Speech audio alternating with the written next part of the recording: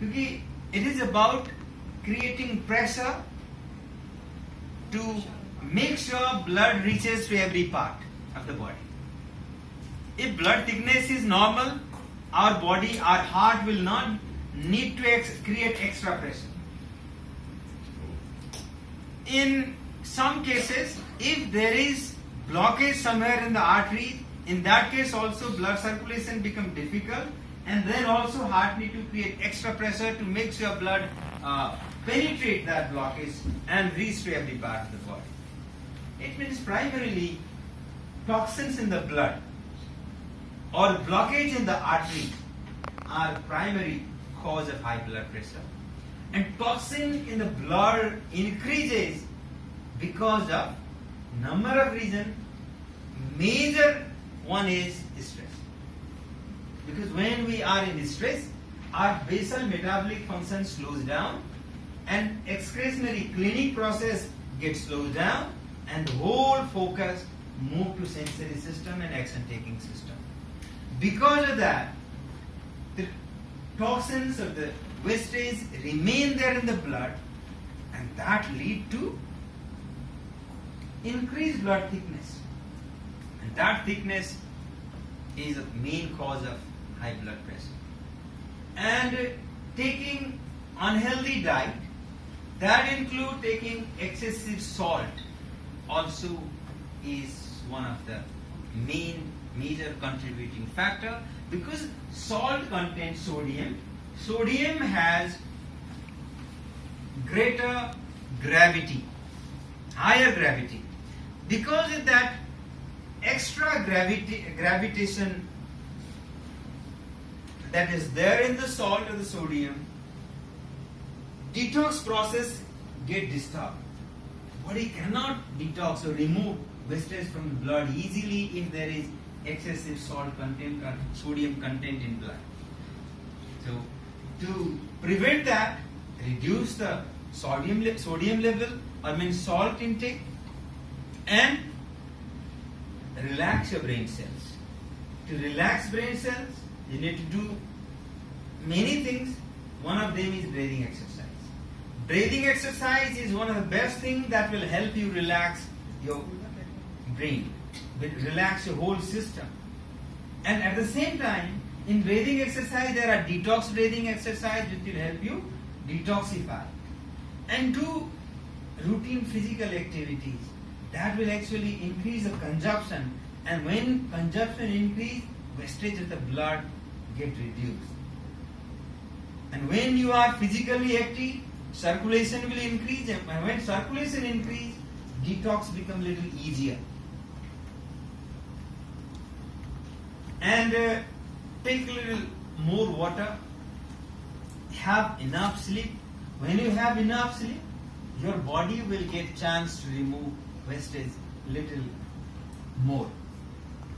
So these are the basic things to follow. Once you start following these basic things, I'm sure you'll be able to overcome number of health complications. In summary, I suggest you to start your day with warm water, have some almonds and this one akhrout and anjeer sort of things, which are nutritious and energy giving and full of different minerals and all. And after that you can go for walking or do some exercise. When you eat these things in the morning before doing exercise, means it is not in much quantity.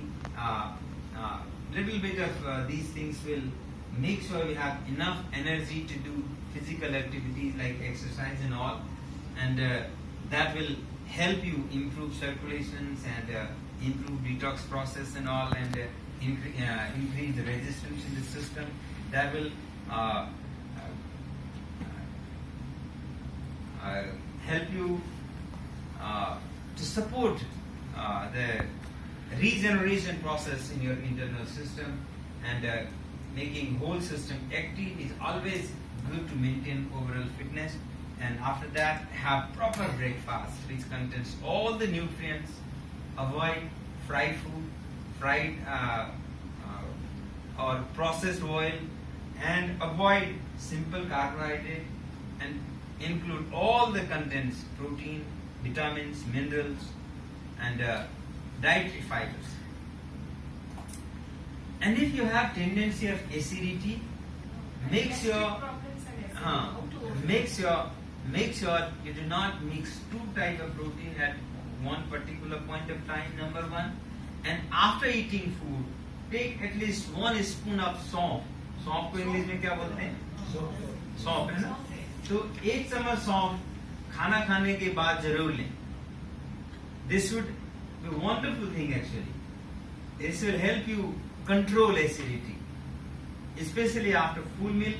Every day take 1 spoon of salt, and do not take food more than solid food more than 50% of your hunger, and keep around 25% space for liquid food, and try to maintain at least 25% space empty for easy movement of the food in the stomach, so that digestion process becomes a little easier, so that acid requirement becomes a little low. And after that, I suggest you to reduce milk tea intake. Milk tea actually is a little more acidic. To replace that, green tea or even black tea is also better, because milk and tea combination are too acidic actually. So avoid that if possible. Otherwise, do not take more than 2 cups of milk tea in a day. If you can avoid, that is wonderful. Otherwise, do not take more than 2 cups of milk tea or milk coffee in a day. So please explain how to do pranayama. Pranayama means breathing exercise in layman term. There are many techniques actually. So even the Kapalabhati is a part of breathing exercise. We call it pranayama.